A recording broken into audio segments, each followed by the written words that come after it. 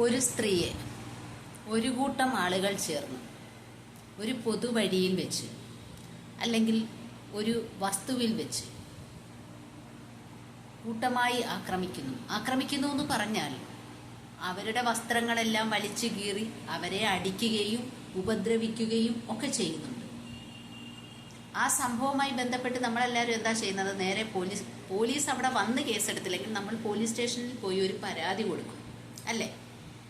അത്തരത്തിലൊരു പരാതി കൊടുത്താൽ തങ്ങളെ ആക്രമിച്ചത് ആരൊക്കെയാണെന്ന് നല്ല വ്യക്തമായി പറഞ്ഞു കൊടുക്കും. അങ്ങനെ പറഞ്ഞു കൊടുത്തു അത്രയും പ്രതികൾക്കെതിരെ FIR ഇട്ട് കഴിയും. അതായത് നമ്മുടെ മൊഴിയുടെ അടിസ്ഥാനത്തിലാണ് FIR ഇടുന്നത്.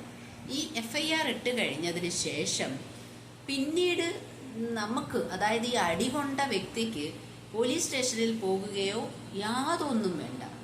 പിന്നീട് അതിനെക്കുറിച്ച് നമ്മൾക്ക് അറിവ് കിട്ടുന്നത്, അതായത് അടികൊണ്ട് അപമാനിക്കപ്പെട്ട ആ സ്ത്രീക്ക് അറിവ് കിട്ടുന്നത് കോടതിയിൽ നിന്നും വിസ്താര സമയത്ത് സമൻസ് കിട്ടുമ്പോഴാണ്.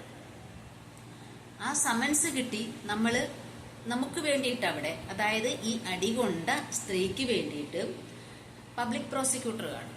അപ്പോൾ നമ്മൾ അതുമായിട്ട് അവിടെ ചെല്ലും, അതായത് സമൻസുമായിട്ട് ചെല്ലും.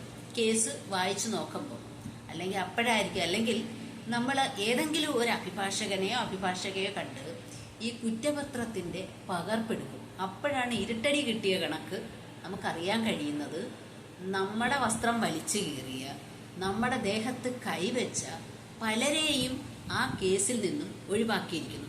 അതൊക്കെ പോലീസിന് ചെയ്യാൻ കഴിയും. ഇതിനിടയ്ക്ക് 100 റിപ്പോർട്ട് അവർ കൊടുക്കും. ആ റിപ്പോർട്ടെന്ന് പറഞ്ഞാൽ ഇതിൽ ചിലർ ഉൾപ്പെട്ടിട്ടുണ്ടാവും, ചിലർ ഉൾപ്പെട്ടിട്ടുണ്ടാവത്തില്ല എന്ന് വിചാരിച്ച് യഥാർത്ഥ പ്രതികളെ ഇതിൽ നിന്നും ഒഴിവാക്കി അവർ റിപ്പോർട്ട് കൊടുക്കും ഈ അന്വേഷണ ഉദ്യോഗസ്ഥർ. അതൊക്കെ കേസിന്റെ ഭാഗമാണ്. അതൊന്നും നമുക്കറിയാൻ സാധിക്കത്തില്ല.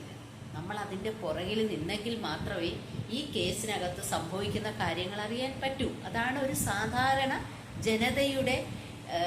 ജനതയ്ക്ക് നീതി നിഷേധിക്കപ്പെടുന്നു എന്ന് നിങ്ങളെല്ലാവരും അറിയുന്നത്. അത് എപ്പോഴാണ് അറിയുന്നത്? ആ ഒരു സെൻസേഷണൽ കേസിന്റെ വിധി വരുമ്പോഴെല്ലാം അറിയൂ. അതാണ് അത്തരം കേസിനകത്ത് പിന്നീട് അവർക്ക് എന്ത് ചെയ്യാൻ കഴിയും എന്നുള്ളതിനെ കുറിച്ചാണ് ആലോചന. ഒരുപാട് പൊരുതിയെങ്കിൽ മാത്രമേ അവരെ ഉപദ്രവിച്ചവരെ വീണ്ടും ആ നിയമത്തിന്റെ കീഴിൽ കൊണ്ടുവരാൻ സാധിക്കുകയുള്ളൂ. അതിന് അതിൻ്റെതായ ബുദ്ധിമുട്ടുകളും റിസ്ക്കുമുണ്ട്.